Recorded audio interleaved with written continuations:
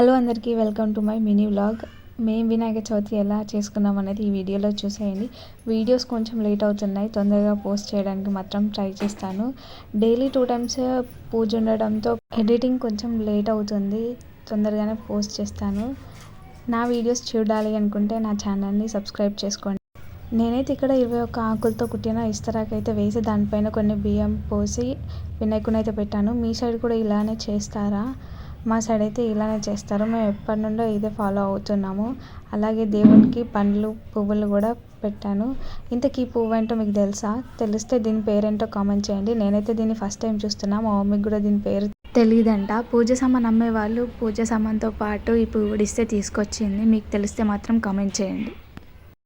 ఈ వినాయక చవితితో మనకున్న విజ్ఞానాలన్నీ తొలగిపోయి అన్నిట్లో మంచి సక్సెస్ రావాలని కోరుకుంటున్నాను. ఇంతకీ మీ ఫెస్టివల్ మీరు ఎలా జరుపుకున్నారు? మేము ఇక్కడ వినాయకుడికి పూలదండ వేస్తున్నాము. పూలదండ వినాయకుడి కంటే పెద్దగా అయిపోయింది, పంచే కనిపించట్లేదు అసలు. దేవుడికైతే ప్రసాదం పెట్టాలి కదా, మరి మేమైతే ఇక్కడ సేమియా, పులిహోర అండ్ ముఖ్యంగా మా సైడ్ అయితే చింతకాయని దంచి దేవునికి అయితే ప్రసాదంగా పెడతారు సేమియాతో పాటు. మా వినాయక చవితి మీకు నచ్చితే లైక్ చేయండి.